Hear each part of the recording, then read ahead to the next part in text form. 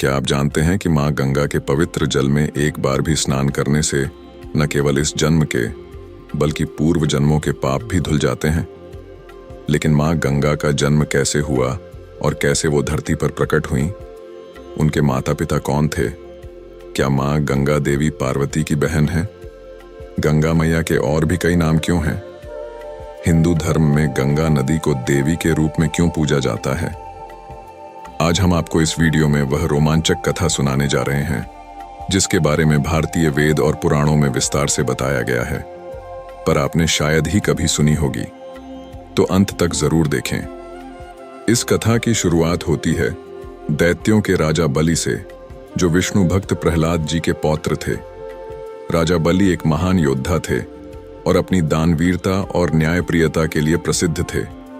उन्होंने अपने पिता विरोचन की देवराज इंद्र द्वारा छल से की गई हत्या के बाद तीनों लोकों पर अपना अधिकार कर लिया था।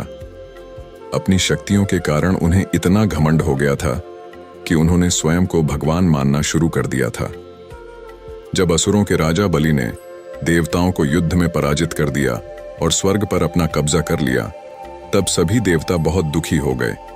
दुखी देवता अपनी माता अदिति के पास पहुंचे और अपनी समस्या बताई। तब अदिति ने अपने पति कश्यप ऋषि के कहने पर एक व्रत किया, जिसके शुभ फल से भगवान विष्णु ने वामन अवतार के रूप में जन्म लिया। उसी समय राजा बलि अपने राज्य की सुख समृद्धि के लिए अश्वमेध यज्ञ करवा रहे थे, जिसमें उन्होंने विशाल ब्राह्मण भोजन का आयोजन किया और दान दिया। तब भगवान विष्णु वामन रूप में राजा बलि के पास पहुंचे। हालांकि राजा बलि को यह आभास हो गया था कि स्वयं भगवान विष्णु उनके पास आए हैं।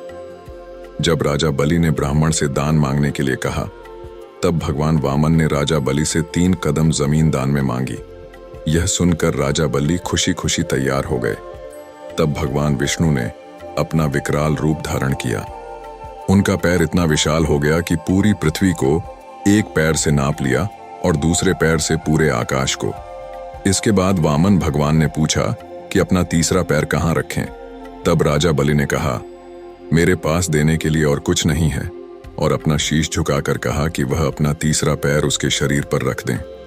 तब वामन भगवान ने ऐसा ही किया और इस प्रकार राजा बलि पाताल लोक में समा गए। अब प्रश्न आता है कि इस कथा का गंगा नदी से क्या संबंध है? दरअसल जब भगवान विष्णु ने अपना दूसरा पैर आकाश की ओर उठाया था, तब ब्रह्मा जी ने उनके पैर धोए थे और उस जल को कमंडल में भर लिया था। जल के तेज से ब्रह्मा जी के कमंडल में मां गंगा का जन्म हुआ था। कुछ समय बाद ब्रह्मा जी ने उन्हें पर्वत राज हिमालय और उनकी पत्नी मैना को पुत्री के रूप में सौंप दिया था। इस तरह गंगा मियां देवी पार्वती की बहन हुई। एक कथा यह भी प्रचलित है कि जब भगवान वामन ने अपना एक पैर आकाश की ओर उठाया था, तब उनकी चोट से आकाश में छेद हो गया था। इसी से 3 धाराएं फूट पड़ी थीं।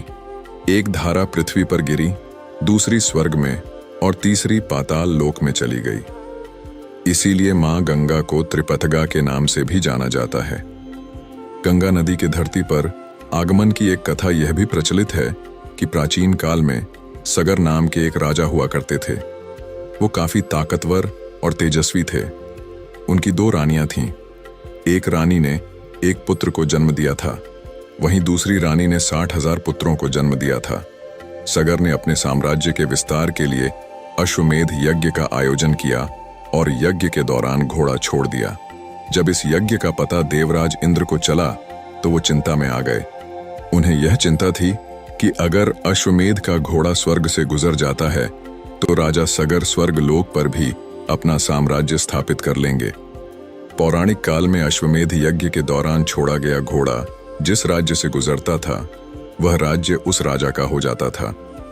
इसलिए स्वर्गलोक गंवाने के भय के कारण इंद्र ने अपना वेश बदलकर राजा सगर के घोड़े को चुपचाप कपिल मुनि के आश्रम में बांध दिया। जब सगर को इसकी खबर लगी तो उन्होंने अपने 60,000 पुत्रों को अश्वमेध घोड़े को ढूंढ कर लाने का आदेश दिया। सगर के 60,000 पुत्र जब आश्रम पहुंचे, तब कपिल मुनि ध्यान में लीन थे। जब सभी पुत्रों ने आश्रम पर हमला कर दिया, तब कपिल मुनि का ध्यान भंग हो गया। वे क्रोधित हो गए। क्रोध से उनकी आंखें पूरी तरह लाल हो गईं। जैसे ही कपिल मुनि ने अपनी आंखें खोलीं, और उनमें से तेज अग्नि निकली, जिसमें जलकर सगर के 60,000 पुत्र भस्म हो गए। बहुत समय तक 60,000 पुत्रों की खबर नहीं मिली, तो राजा सगर ने अपने पौत्र अंशुमान को उन्हें ढूंढने के लिए भेजा। अंशुमान उन्हें खोजते खोजते कपिल मुनि के आश्रम के पास पहुंच गया। वहां जो मंजर था उसे देखकर अंशुमान दंग रह गया। उसके सभी चाचा राख में तब्दील हो गए थे। तभी वहां से पक्षीराज गरुड़ उड़ते हुए आए और अंशुमान को बताया कि यह सब कपिल मुनि के कोप से हुआ है। सगर के 60,000 पुत्रों की आत्मा को तभी मुक्ति मिलेगी जब उनका गंगा के पानी से तर्पण होगा। इसके बाद अंशुमान ने राजा सगर के सभी 60,000 पुत्रों के तर्पण के लिए गंगा को धरती पर लाने की ठानी। वह हिमालय की ओर चला गया और तप में लीन हो गया। राजा सगर के जाने के बाद अंशुमान के पुत्र दिलीप ने अपने वंश को आगे बढ़ाया और राजपाट संभाला। दिलीप ने एक पुत्र को जन्म दिया जिसका नाम भागीरथ रखा गया। हालांकि अंशुमान सगर के 60,000 पुत्रों की आत्मा को मुक्ति नहीं दिला सके। भागीरथ के बड़े होने पर राजा दिलीप भी राजपाट छोड़कर गंगा को धरती पर लाने के लिए तपस्या करने हिमालय की ओर चले गए। फिर भागीरथ राजकार्य में लग गए। दिलीप की तपस्या भी सफल नहीं हुई और वह भी अपने पूर्वजों को मुक्ति नहीं दिला पाए। इसके बाद राजा भागीरथ ने प्रण लिया कि वह गंगा को धरती पर लाकर ही रहेंगे। वह हिमालय में पहुंच गए और गंगा को धरती पर लाने के लिए कठोर तपस्या की। उनकी तपस्या से गंगा देवी प्रसन्न हो गईं और उन्होंने धरती पर अवतारित होने की हामी भर दी। हालांकि गंगा का वेग बहुत तेज था। सिर्फ भगवान शिव ही थे जो उसे संभाल सकते थे।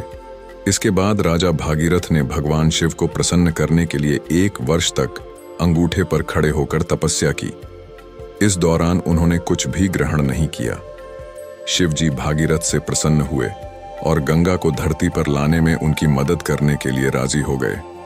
तब ब्रह्मा जी ने अपने कमंडल से गंगा की धारा छोड़ी और शिव ने अपनी जटाओं में उसे समेट लिया।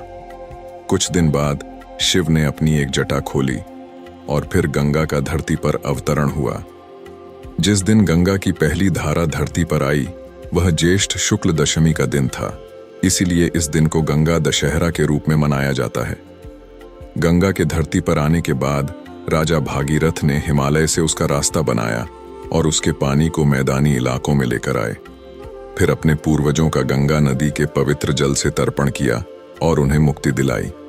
तो दोस्तों, यह थी मां गंगा के जन्म और धरती पर आने की अलग अलग पौराणिक कथाएं। आपने कौन सी कथा सुनी थी हमें कमेंट्स में जरूर बताएं। अगर आपको इस वीडियो में कुछ नया जानने को मिला हो तो लाइक और शेयर जरूर करें। हमारे चैनल को सब्सक्राइब करें और बेल आइकन को दबाएं ताकि आप हमारे आने वाले नए वीडियो मिस न करें। बोलो मां गंगा की जय।